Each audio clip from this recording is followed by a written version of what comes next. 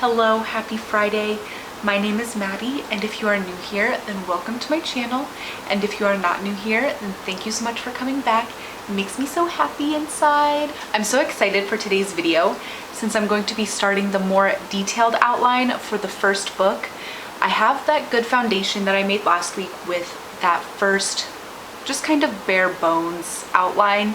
So I'm definitely just ready to kind of dive in, add more detail, set up the pacing a little bit more, since that outline was more about just creating the inception for the journey and that final battle and just the overall character arcs and plot beats.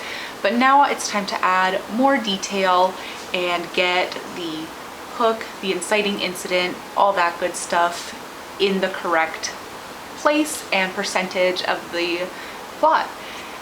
It's my goal to get up to the inciting incident today. That would be awesome. And of course, I'm going to be using the Save the Cat Writes a Novel beat sheet as the basis for this outline.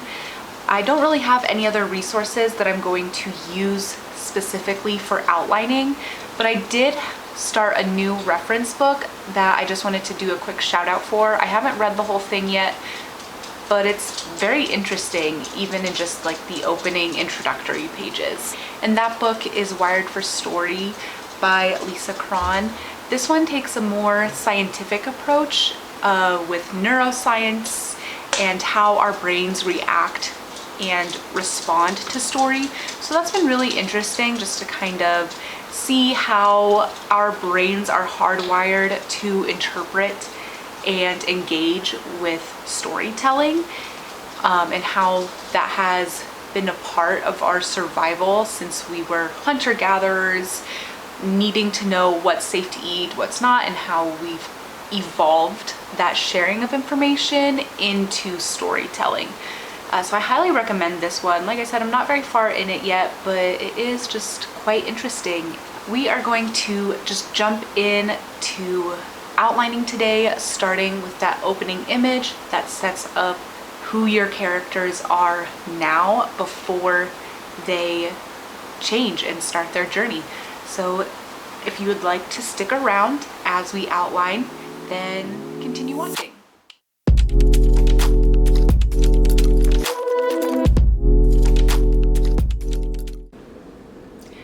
I wanted to start off this segment by saying I'm so excited, but I feel like I'm saying that at the start of every single part of my videos, and I am excited, but I don't want to make things too repetitive and keep saying the same thing over and over.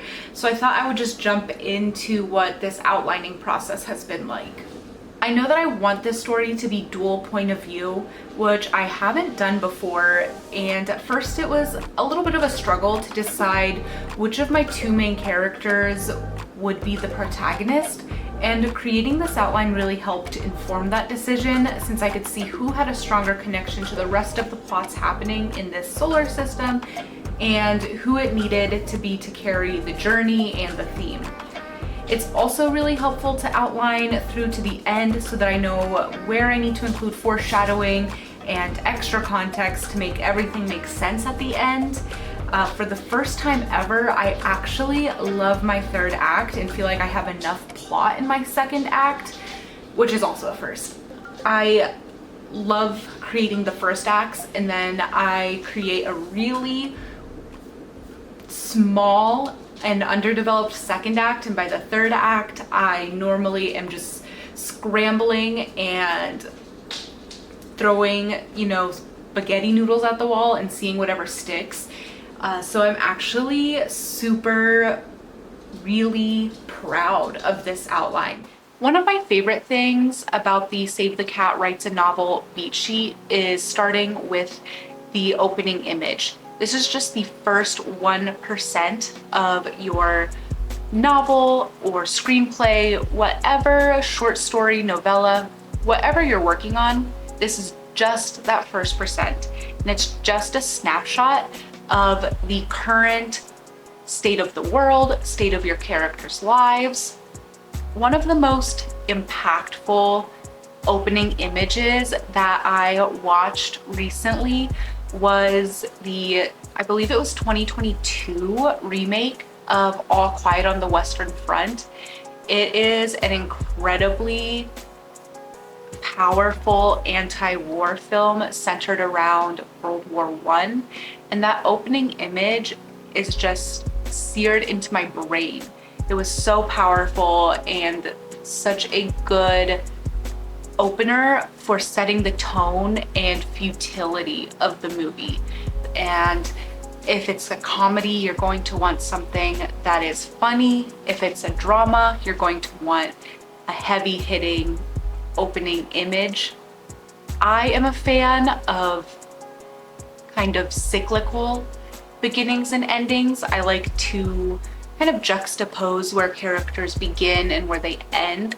For this one, I have a pretty strong idea of how I want to open it and how I'm going to use that opening image to kind of frame the conflict, since it is a pretty big conflict that impacts a lot of people and characters. The next bullet point to outline is the theme stated, and this is what your character has to learn, but they aren't going to listen to whomever says it. So you really don't want your hero or your protagonist to state the theme, because this is what they need to learn, but they're going to ignore for their entire arc until that aha moment. A movie I rewatched that was actually kind of good from a screenwriting standpoint is Shark Tale, the 2004 movie, which is like Martin Scorsese, and I don't know, wild movie. But I think if you want to study screenwriting, it's pretty much all laid out there.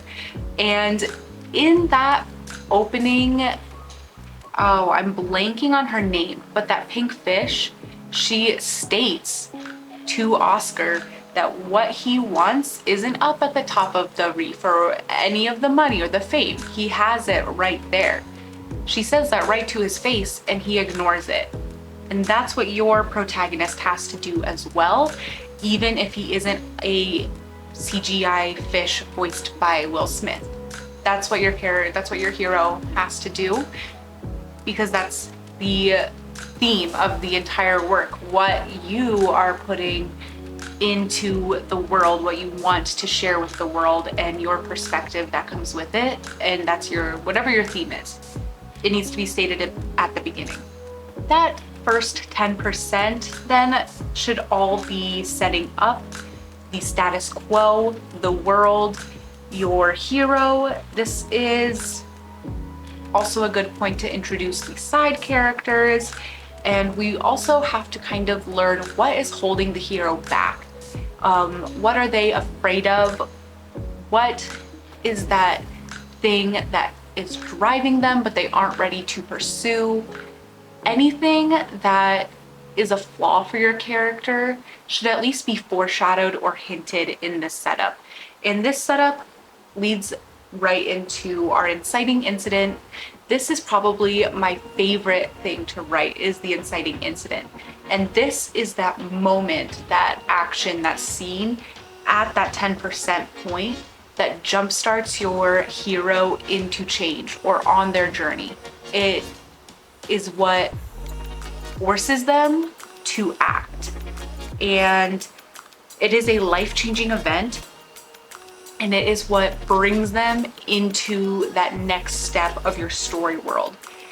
This should prevent them from returning to the status quo, and it should really it should shake up their life completely. Like, think The Wizard of Oz. This is the tornado that gets Dorothy and Toto into the land of Oz. And I don't know, just something about that initial action that forces them into a different place, different state of being, whatever, I love so much. I love the inciting incident, and I know exactly what I want my inciting incident to be for this work in progress. This is probably one of the first things that I come up with when I start envisioning a plot.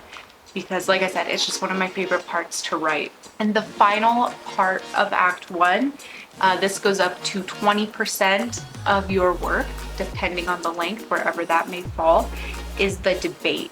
This is where your hero reacts to what has happened. This is where they are forced to come up with a plan of action, and this can be in the form of a question.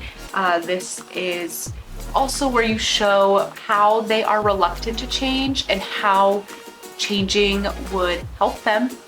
But if they figured that out right away, you'd have a very boring and short story, because it would be done at this point. They would react to the change in a healthy or productive way, and then you would have no story. So this is where they are acting in the fear that's holding them back.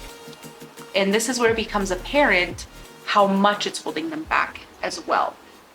It's the end of the week, and as I started writing my 0 draft for this new work in progress, I decided to challenge myself and try writing in first person, because I am definitely more of a third person girly, and it did not go so well. I hated it. So even though I said I wasn't going to focus on rewriting or any of those external things, I did rewrite the first 1,000 words I had into third person, and I felt a lot better about it.